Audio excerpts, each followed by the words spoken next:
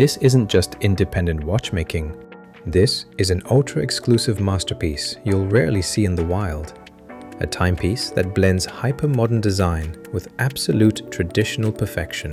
Meet the Sea by Romain Gauthier Platinum Edition.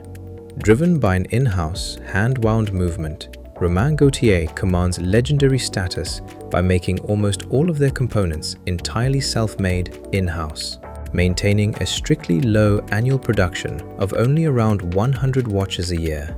But look closer at this dial.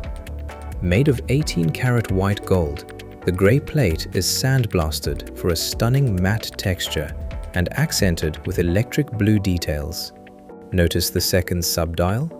Instead of a closed circle, it uses open orthogonal lines that create vanishing points to give a sense of freedom and continuity. It completely plays with your perspective. It also comes in a blue dial version, but for me, this grey is unbeatable.